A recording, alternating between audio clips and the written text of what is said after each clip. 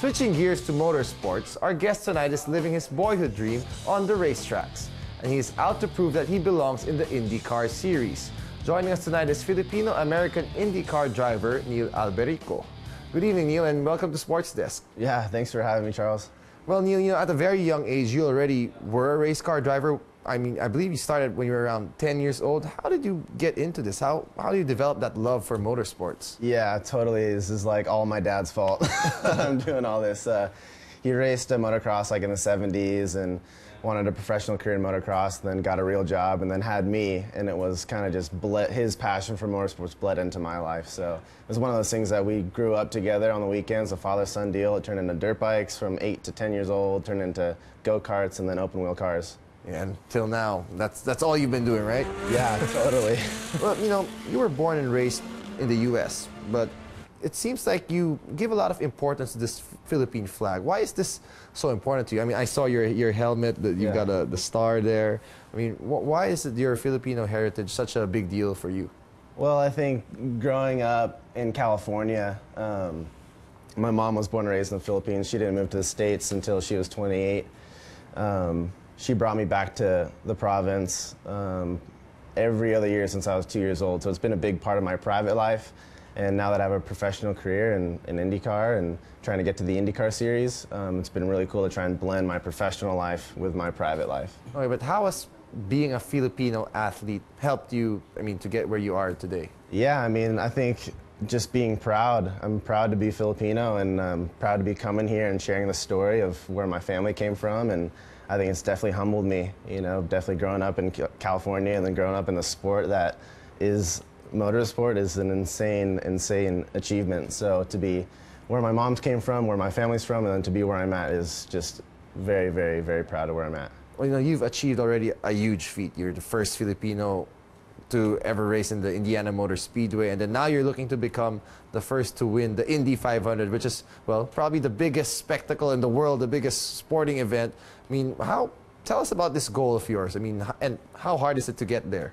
Yeah, it's super tough. Racing the Indy 500 has definitely been a childhood dream of mine, and we're so close now. It's just one of those things that it's an expensive sport, so to find the budget and the sponsorship is the next hurdle. But yeah, racing's the easy part. It's getting to the racetrack now that's tough.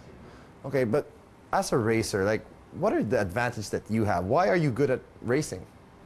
I've been doing it since I was a kid. It's the only thing I know how to do. So racing my entire life has been in my blood, and yeah, it's great.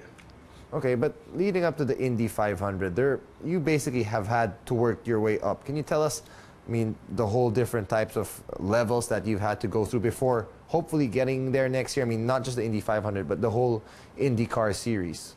Yeah, for sure. Obviously beyond go-karting and racing that on a national level, I won a major scholarship that sent me to Europe, and I raced in British Formula Ford for a season, came back, raced in New Zealand for a little bit, and then joined the Mazda Road to Indy, which is the ladder system that gets young drivers to the IndyCar Series. So I spent 6 years as a part of the Mazda Road to Indy, and I've done 2 seasons Indy Lights, which is the top of the Mazda Road to Indy.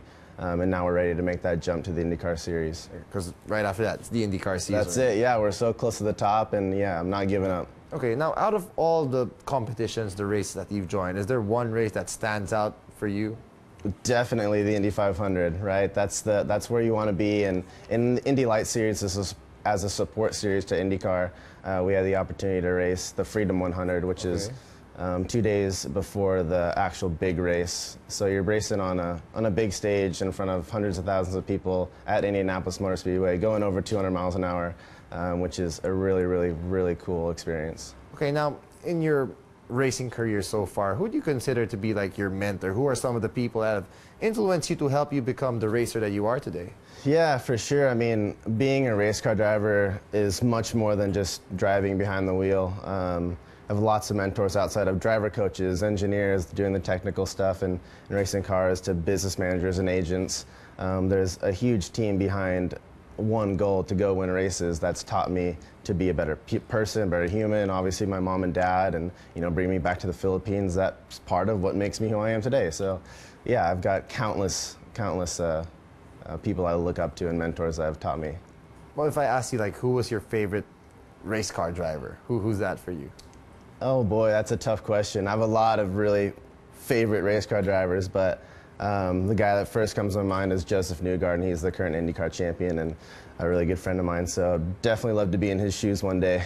Okay, well, you know, I know it hasn't exactly been an easy journey for you. You've had some struggles, especially when it comes to the funding, because, I mean, the motorsports is really an expensive sport. I'm not even sure people know how hard it is, and that's probably the biggest hurdle for you. But how are your efforts going in terms of getting the funding? I mean, what are some of the other challenges that, you know, you've been going through? Yeah, no, I mean, it's been going great. My career's been funded to this point. I mean, outside of racing go-karts, we couldn't afford much as a personal family to go race, so my career's been funded to this point for the last 6 years, and you know, I work with a company called Rising Star Racing, where their goal is to fix that problem where funding is your issue and not talent, right? So yeah, it's been a great journey, so hopefully to continue it.